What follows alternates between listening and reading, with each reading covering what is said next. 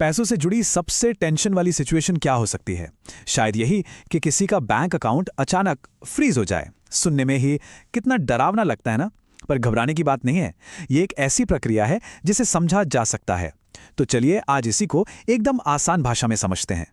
जरा सोचिए, दुकान पर कुछ खरीदने गए, कार्ड स्वाइप किया और ट्रांजैक्शन डिक्लाइंड। सोचा चलो ऐप से पेमेंट कर देते हैं। ऐप खोला तो पता चला कि अकाउंट ही फ्रीज हो गया है। मतलब पैसे होते हुए भी आप उन्हें इस्तेमाल नहीं कर सकते। ये सच में एक बहुत ही शॉकिंग मोमेंट होता है। तो इसका असल मतलब क्या है, और अगर किसी के साथ ऐसा हो जाए तो क्या करना चाहिए? चलिए पता लगाते हैं।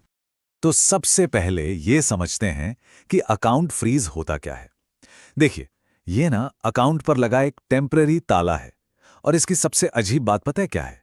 कि खाते में पैसे आ तो सकते हैं, कोई सैलरी भेज दे या कोई और पेमेंट आ जाए, वो सब जमा हो जाएगा, पर आप उसे निकाल नहीं सकते। मतलब ना तो एटीएम से कैश निकलेगा, ना कोई बिल पेमेंट होगा, ना ही कोई चेक क्लियर होगा। सीधी सी बात है, पैसा अंदर आ सकता है पर बाहर नहीं जा सकता। और जानते हैं सबसे ज्यादा परेशान करने वाली बात क्या है? कि इसके लिए कोई एडवांस वार्निंग नहीं मिलती। बैंक आपको पहले से फोन करके या मैसेज करके नहीं बताता। आपको तो पता ही तब चलता है जब आपका कोई ट्रांजैक्शन फेल हो जाता है। मतलब जब तक आपको पता चलता है, अकाउंट तो पहले ही फ्रीज हो चुका होता है। सब कुछ एकदम अचानक। इसीलिए यह समझना और भी जरूरी हो जाता है कि आखिर ऐसा होता क्यों है। तो अगला सवाल यही आता है कि ये करता कौन है? क्या सिर्फ बैंक के पास ये पार होती है? नहीं, ऐसा नहीं है। असल में कई अलग अलग लोग या संस्थाएं हैं जो एक अकाउंट को फ्रीज करवा सकती हैं। चलिए एक एक करके देखते हैं कि ये कौन है। सबसे पहले, और ये शायद आपको थोड़ा सरप्राइज करे, आप खुद। जी हाँ, आप खुद भी अपना अकाउंट फ्रीज कर सकते हैं। ये एक तरह का सेफ्टी फीचर है। मान लीजिए आपका डेबिट कार्ड कहीं खो गया या चोरी हो गया, तो आप फौरन अपने बैंक को फोन करके या मोबाइल ऐप से ही अकाउंट को अस्थायी रूप से फ्रीज कर सकते हैं, ताकि कोई भी उसका गलत इस्तेमाल ना कर पाए। इस वाले केस में कंट्रोल पूरी तरह आपके हाथ में होता है। दूसरा, जाहिर है आपका बैंक या फिर ब्रोकरेज फर्म, अगर उन्हें आपके अकाउंट में कुछ गड़बड़ लगती है, कोई सस्पिशियस एक्टिविटी, जैसे मान लीजिए अचानक से कोई बहुत बड़ी रकम आ गई या निकल गई, या उन्हें शक होता है कि अकाउंट का इस्तेमाल किसी गैर कानूनी काम के लिए हो रहा है, तो वो बैंक की और आपकी दोनों की सुरक्षा के लिए अकाउंट को फ्रीज कर सकते हैं। और तीसरा है कोर्ट या कोई सरकारी एजेंसी। मान लीजिए किसी ने कोई लोन नहीं चुकाया और लोन देने वाली कंपनी ने केस कर दिया और वो केस जीत गई, तो कोर्ट सीधा बैंक को ऑर्डर दे सकती है कि इस व्यक्ति का अकाउंट फ्रीज कर दो। इसी तरह अगर किसी का टैक्स बकाया है या चाइल्ड सपोर्ट का मामला है, तो सरकारी एजेंसियां भी ऐसा करवा सकती हैं। ठीक है, तो अब हमें ये तो पता चल गया कि अकाउंट कौन कौन फ्रीज कर सकता है। पर अब जरा और गहराई में जाते हैं और उन खास वजहों को समझते हैं जिनकी वजह से ऐसा किया जाता है। वजह है ना, कई सारी हो सकती हैं।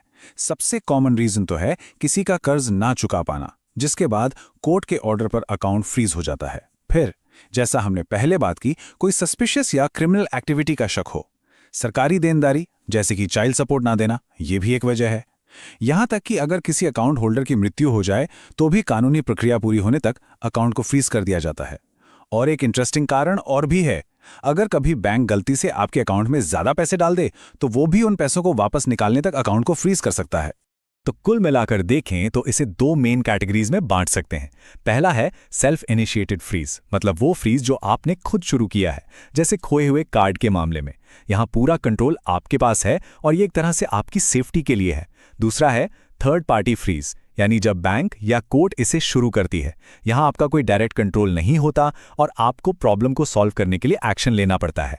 और हाँ, यहां एक बहुत बहुत जरूरी बात है, खासकर जॉइंट अकाउंट होल्डर्स के लिए। अगर आपका किसी के साथ जॉइंट अकाउंट है और दूसरे अकाउंट होल्डर के साथ कोई कानूनी या फाइनेंशियल प्रॉब्लम हो जाती है, तो पूरा का पूरा जॉइंट अकाउंट फ्रीज हो सकता है। जी हाँ, पूरा अकाउंट। इससे कोई फर्क नहीं पड़ता कि गलती आपकी है या नहीं। तो ये एक बहुत बड़ा रिस्क है जिसके बारे में पता होना चाहिए। ऑलराइट, तो अब तक हमने प्रॉब्लम को तो अच्छे से समझ लिया, पर सबसे जरूरी सवाल तो अब आता है कि अगर किसी का अकाउंट फ्रीज हो जाए तो उसे वापस अनफ्रीज कैसे कराएं। अब बात करते हैं सोल्यूशन की। देखिए, इसे सॉल्व करने के लिए कुछ स्टेप्स हैं जो फॉलो करने चाहिए। स्टेप 1, सबसे जरूरी, फौरन अपने बैंक या फाइनेंशियल इंस्टीट्यूशन से बात करें। उनसे पूछें कि अकाउंट फ्रीज क्यों हुआ है। एकदम साफ साफ कारण जानें। स्टेप 2, कारण पता चलने के बाद जो भी जरूरी एक्शन है वो लें। हो सकता है आपको कोई जानकारी देनी हो या कोई डॉक्यूमेंट जमा करना हो। एक और जरूरी काम, जिन कंपनियों के ऑटोमेटिक पेमेंट्स आपके अकाउंट से जाते हैं उन्हें भी जरूर बता दें ताकि लेट फीस से बचा जा सके। और हां, अगर मामला कॉम्प्लिकेटेड लगे या कोर्ट से जुड़ा हो तो किसी वकील से कानूनी सलाह लेना ही सबसे अच्छा रास्ता है। हाँ, एक बात का ध्यान रखना बहुत जरूरी है, इस काम में समय लग सकता है। अकाउंट अनफ्रीज होने की कोई फिक्स टाइमलाइन नहीं होती। अगर कोई छोटा मोटा मामला है तो शायद जल्दी हो जाए, लेकिन अगर कोई कानूनी पेंच है या मामला कॉम्प्लेक्स है तो रिव्यू में 30 दिन या उससे भी ज्यादा लग सकते हैं। तो थोड़ा धैर्य रखना पड़ेगा। लेकिन यहाँ एक राहत की खबर भी है। कानून कुछ खास तरह के फंड्स को प्रोटेक्शन देता है, जैसे कि सोशल सिक्योरिटी पेमेंट या वेटरन्स एडमिनिस्ट्रेशन से मिलने वाले फायदे। अगर ये सरकारी लाभ आपके अकाउंट में आते हैं तो लेनदार उन्हें फ्रीज नहीं करवा सकते, पर इसमें एक शर्त है, ये प्रोटेक्शन तभी मिलेगी जब ये पैसा सीधे डायरेक्ट डिपॉजिट के जरिए अकाउंट में आया हो। ये एक बहुत ही इंपॉर्टेंट लीगल प्रोटेक्शन है। और आखिर में ये समझना बहुत जरूरी है कि ये सिर्फ एक छोटी मोटी इनकन्वीनियंस नहीं है। एक फ्रीज हुए अकाउंट की वजह से आपके पेमेंट्स मिस हो सकते हैं, जिस पर लेट फीस लग सकती है, और तो और आपकी क्रेडिट रिपोर्ट पर भी नेगेटिव असर पड़ सकता है। इसलिए जैसे ही पता चले इस पर तुरंत एक्शन लेना ही समझदारी है। तो अब जब हम इस पूरी प्रक्रिया को बेहतर समझ चुके हैं, एक सवाल सोचने वाला है। अपनी फाइनेंशियल सिक्योरिटी को और मजबूत करने के लिए आज हम ऐसा कौन सा एक छोटा कदम उठा सकते हैं ताकि भविष्य में अगर ऐसी कोई मुश्किल आए तो हम उसके लिए बेहतर तरीके से तैयार रहें? इस पर सोचिए।